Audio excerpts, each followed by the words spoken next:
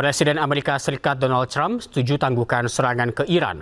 Trump bakal tunda serangan ke Iran dalam 2 minggu.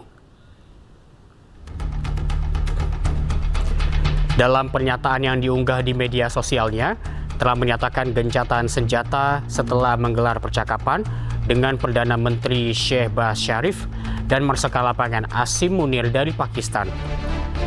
Trump pun setujui tangguhkan serangan selama 2 pekan dengan syarat Iran segera membuka Selat Hormuz. Trump juga menyatakan kesepakatan damai jangka panjang dengan Amerika Serikat kian dekat, di mana Amerika Serikat menerima 10 poin proposal dari Iran.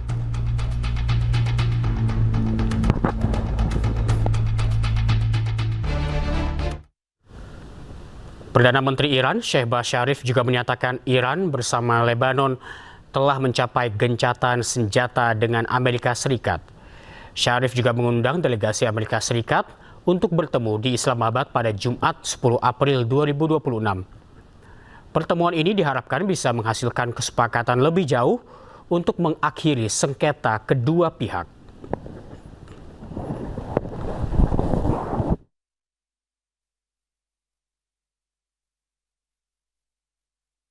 Dan untuk membahas gencatan senjata antara Amerika Serikat dan Iran, sudah bergabung bersama kami pengamat Timur Tengah Teguh Reza Shah dari Presiden University. Selamat pagi, Pak Reza.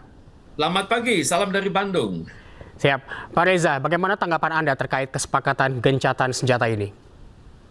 Saya pikir kesepakatan ini harus dihargai ya, karena pengertiannya adalah ini penghentian sementara permusuhan atau pertempuran antar pihak yang terlibat dalam konflik bersenjata berdasarkan kesepakatan bersama.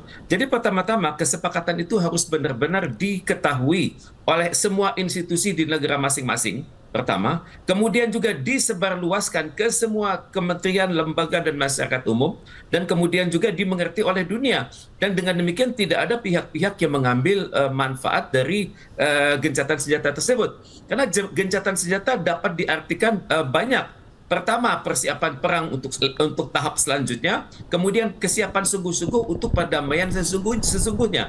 Dan untuk itu saya sangat berharap gencatan senjata ini benar-benar dimonitor. Karena kalau tidak, masing-masing pihak akan bergerak sendiri-sendiri. Dalam kondisi seperti ini, teori mengatakan mirror image. Jadi apa yang masing-masing aktor lihat itu seringkali bukan hanya merupakan apa yang dia lihat sendiri, tapi juga merupakan kombinasi dengan apa yang dilihat oleh orang lain, juga apa yang dilihat oleh lawan. Jadi untuk itu kita hendaknya mawas diri bahwa ada potensi pelanggaran ini terjadi. Karena dalam sejarahnya, kalau sudah melibatkan Israel, maka dalam suasana perdamaian gencatan senjata pun bisa terjadi konflik. Dan konflik itu bisa disebarluaskan sehingga dunia percaya bahwa gencatan senjata itu dilanggar oleh pihak-pihak yang lain. Jadi untuk itu hendaknya ada pengawasan yang betul-betul dari Perserikatan Bangsa-Bangsa. Tadi kita sama-sama sudah melihat pandangan dari Sekjen PBB, dari juru bicara Sekjen PBB, dari organisasi-organisasi internasional seperti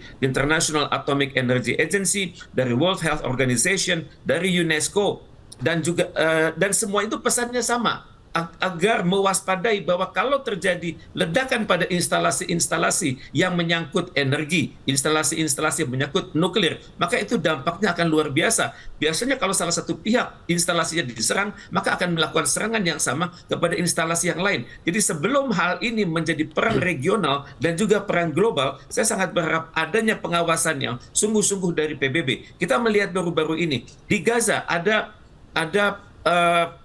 staf PBB dengan nama Albanese. Dia bertugas dengan sangat baik. Dan untuk itu seringkali Albanese ini dicerca oleh Israel karena terlalu objektif. Dan untuk itu, untuk ini kali antara Israel dan Amerika Serikat dan Israel dan Iran, itu hendaknya ditempatkan staf PBB yang senior, sehingga mereka bisa melihat bahwa siapa pelaku gencatan, siapa perusak gencatan senjata tersebut, dan siapa yang sungguh-sungguh serius mengupayakan gencatan senjata. Karena bagaimanapun juga gencatan senjata ini harus dihargai karena